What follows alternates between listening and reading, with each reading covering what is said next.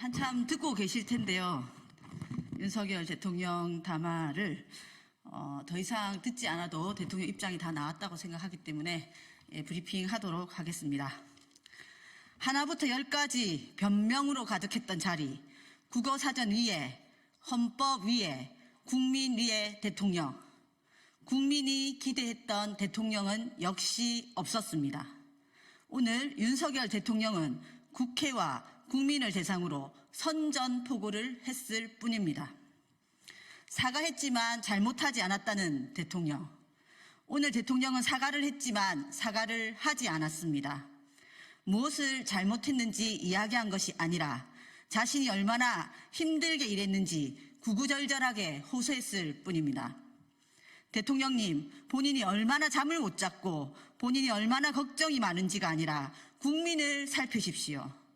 지금 국민들이 하루하루 먹고 살기 위해 얼마나 고되게 일하는지, 그런데도 나라 걱정에 근심하며 촛불까지 들어야 하는 이유가 무엇인지 살피십시오.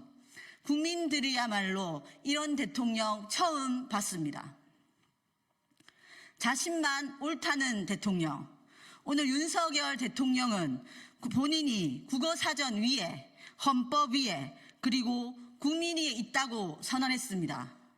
공천 개입도 자신 멋대로 해석하고 국정농단도 그런 것은 국정농단이 아니라는 말로 치부해 버렸습니다. 국민은 정치자금법 위반, 공직선거법 위반, 청탁금지법 위반, 신고반환 의무 위반, 직권남용 등 헌법과 법률 위반 의혹에 대해 명명백백하게 밝히고 처벌하기를 원하는데 특검에 대해서는 헌법 정신 위반이라고 언급할 가치도 없다는 듯이 잘라 말했습니다. 지금 특검을 요구하는 것이 단지 국회의원 몇 명입니까? 국민들 70%의 의견이 헌법에 위배됩니까?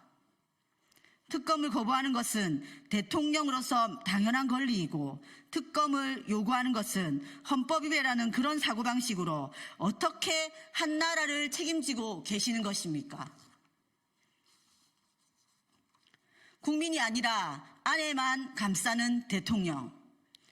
김건희 여사에 대한 국민들의 의혹과 요구는 분명합니다. 죄를 지었으면 수사를 받고 처벌을 받아야 합니다. 그것이 헌법 수호 정신입니다. 그런데 김건희 여사에 대해서 대통령 휴대폰을 써서 밤새워 답장까지 해준다며 감싸는 대통령. 김건희 특검은 헌법 위반, 인권 유린이라고 말하는 대통령. 급기야 김건희를 지키려고 우크라이나 파병, 남북관계 긴장 조성, 계엄 준비 등 안보 위기까지 조장하는 대통령. 그래서 국민들이 윤석열 대통령 탄핵, 하야, 퇴진을 요구하는 것입니다. 가족에 특혜를 주는 것은 국법을 무너뜨리는 것이고 그렇다면 대통령을 그만두어야 한다. 대통령의 말대로 스스로 그만두는 것이 국민들의 우라병을 치료하는 것입니다. 마지막 기회까지 스스로 걷어차버린 윤석열 대통령. 이제 건희가 맞아야 할 것은 배가 뒤집히는 거세 찬 바다일 뿐입니다. 오는 9일 토요일 윤석열 퇴진을 요구하는 촛불행진이 시작됩니다. 기대하십시오. 주권자 국민이 국가를 바로 세우는 영웅적인 모습을 보게 될 것입니다. 이상입니다.